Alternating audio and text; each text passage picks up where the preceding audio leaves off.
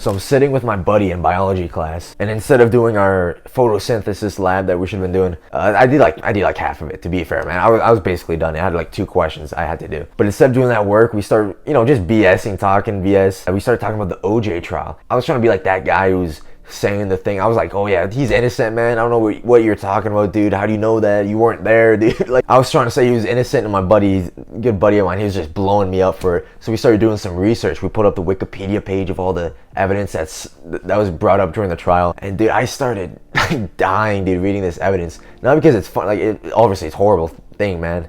But the amount of evidence, though, against him is insane. Dude, it was like over 100 DNA samples, all these eyewitnesses, the Bronco, the glove at his house. And I was like just joking around that, I was just trying to say something that, no one else is gonna say. That we even brought it up to our math teacher later that day. He's a funny guy.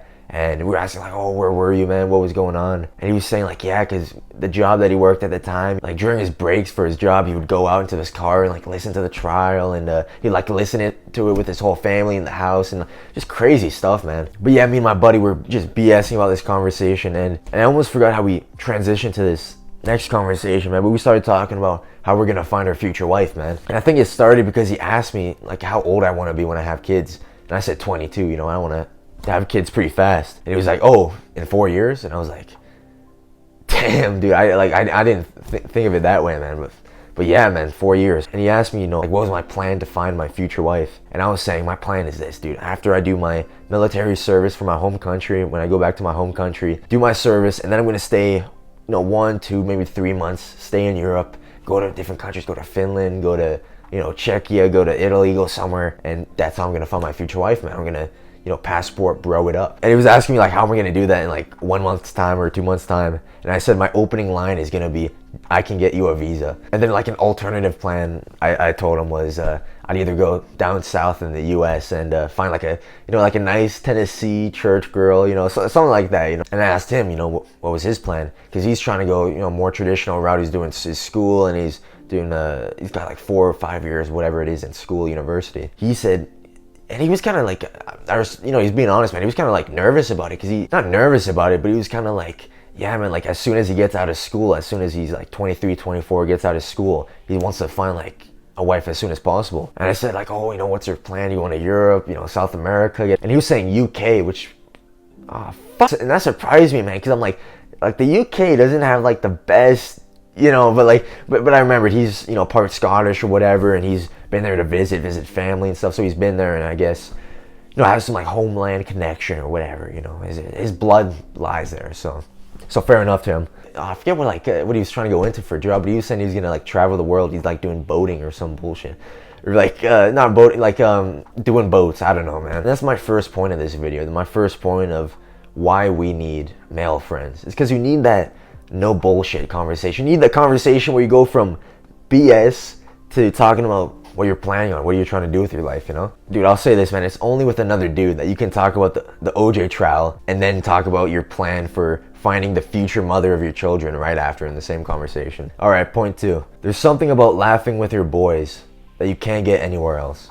This was a while back, man. I have a buddy who, I guess him and his family have like a fetish for Australian people. I don't know, man, what the deal is with that. But they always got like some Australian coming in town to visit them and offering them like Australian treats and stuff, which I wouldn't personally trust, man. But he went in there first and could vouch for him. And one day at school, he tells us, okay, boys, we gotta go for lunch. We gotta go try this out. So we go to the grocery store. We find these cookies called Tim Tams, which I never heard of, but I guess it's like a, famous, popular Australian cookie. And it's just like it's kind of like it's less of a cookie. It's more like a cookie brownie kind of thing. But we got a pack of those, walked across the street, went to a Tim Hortons, got 4 small hot chocolates.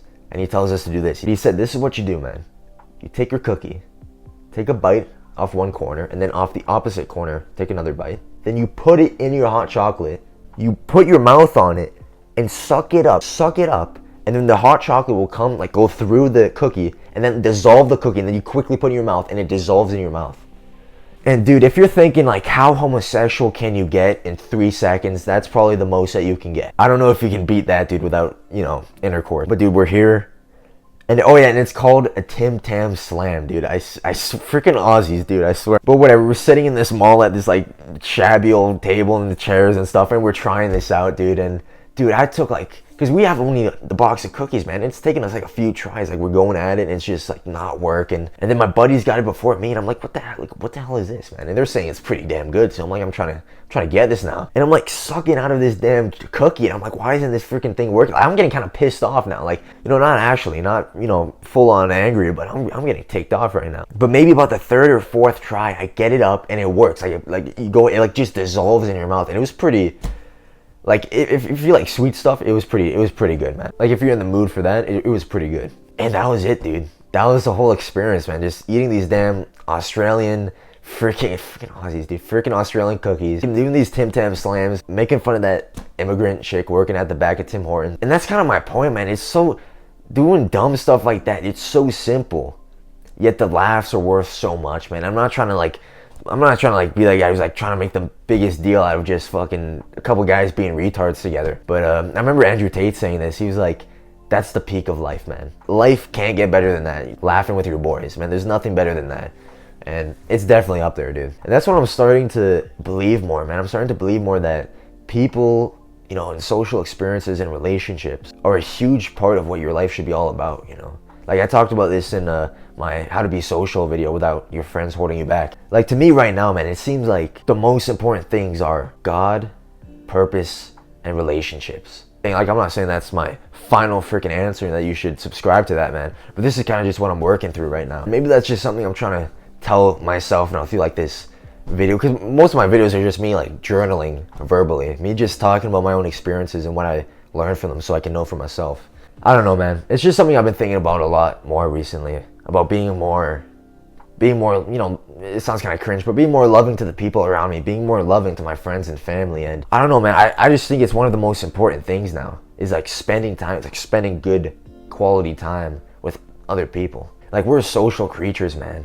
Like, if you've been in the depths of, before pre-self-improvement, being in the depths of, that male depression, male loneliness, which I'm going to talk about in my next point, but there's nothing worse than that, man. There's nothing more empty than just being alone in your head all day. And that brings me to my third point, which is about mental health. I got the idea for this video from seeing Chris Williamson from the Modern Wisdom podcast talking about a study which showed that men must physically meet with 4 friends 2 times a week in order to reap the full benefits of their friendships, right? In order for their physical health and their mental health. And I don't know, dude, I would say male loneliness it's definitely a huge factor to depression, man, for guys. And I think it's because, and this is a point that I was kind of talking about in my last video, I think it's because when you're alone, you're in your head. Because, when you have a conversation with somebody, you're with them, you're somewhere else. You're not exactly in your thoughts, even though you might be thinking what you're saying, you know what I mean? But you're in a moment with them, not to get like, romantic, whatever, but you're in a moment with them of sorts. Or when you're going to, Bass Pro Shop, or you're going somewhere, even if you're not saying anything to each other, you're not exactly in your head. You're in this situation, you're in this event with them, in this location. Or maybe experience, I should say that. You're in this experience with them. Because you're doing the same thing, you're at the same place, you're looking at the same stuff. Whereas when you're by yourself, when you're alone, when you're sitting in this chair staring at that wall, there's nowhere else to be but your head. If you're doing something like, if you're working out, sure, man, you can be, you're pretty in the moment, you're pretty in your environment there. But between those sets, man, even with the music playing, even with, hardstyle Taylor Swift songs playing, and maybe this is just me, dude, but between the sets, man, for working out, between the sets is like, dude, that's some demonic state type stuff, man. Between those sets, my brain will just go through loops, man, playing, fake scenarios, fake situations, and like what I would say in them, what I'm gonna say to my buddy if this argument happens, or how I'm gonna go on a date with this chick and what I'm gonna do, or like how I'm gonna, make up after a breakup of a relationship I was never even in. Dude, like the most random shit, dude. And a lot of that time it can go negative pretty freaking quickly, man. When you get stuck in your head for too long, you fall prey to your thoughts. Maybe because you have nothing to be distracted by. Maybe that's not the right word, distracted, but you have nothing to occupy your time with. So whatever train of thought your mind goes down, you're gonna follow it. Because there's nothing else to do, man. You're alone by yourself, just waiting for your next set. You can talk to a guy and when he's been in his head too much. You can talk to a guy and know, like, and it's not just because he lacks the social skills, like, oh, this guy spends a lot of time by himself, because he doesn't know how to have a decent conversation. It might not even be that. You can just talk to a guy and be like, yeah, this guy is not normal, you know? This guy's not healthy in the head. He's gone weird. And that's what you become. You become weird to outside people, but to yourself, you get depressed is what you get, man. And that's why it's complete BS, man. The freaking, I know it's not most chicks saying that, man. It's just the crazy radical modern feminists who are, you know, against guys hanging out with each other, you know. And talking about like, oh, there shouldn't be all male spaces, there shouldn't be all male sports, and that it's toxic masculinity for guys to meet up together and have drinks or some BS, man. But it's not just BS because, you know, it takes away guys' freedom from just having a good time. It takes away connection. It takes away that brotherhood, which is, it's I don't know, it's kind of one of those, like, you know, alpha male cringe terms now that's been kind of beaten to death by all these, you know, cringe TikToks of like brotherhood, and it's just like two guys fucking jerking each other off, you know. And yeah, man, I agree with the study, man. To reap the most of those benefits, 2 a week, I think is makes sense, dude. 2 a week makes sense to me. And that's my main advice for this video, man. Aim for 2 times a week, 2 nights a week you can be with your boys. But we gotta be that initiator now. And that's you know, something I gotta work on, man. Like, I'm usually the guy who's following everyone else's plans. Like, everyone is like, oh, Johnny, are you gonna come for that? Do you want to go for this? You should come for this, man. Like, I'm usually the guy that everyone's telling the plans to, like, okay, Johnny, this is what's happening, we're doing this, man. But being the initiator, being the guy who's creating the fun time and inviting people out, because that's what you have to do, man, too. That's part of being in a reciprocal relationship with someone, man. That's something I gotta work on. And maybe it's something you gotta work on too, man. I don't know. I hope this video helps, man. Don't be afraid to give up the good for the great. And peace out. And if you have any questions, you can email me at johnnyselfimprovement@gmail.com. That's Johnny with no H, because H's are gay. Peace out.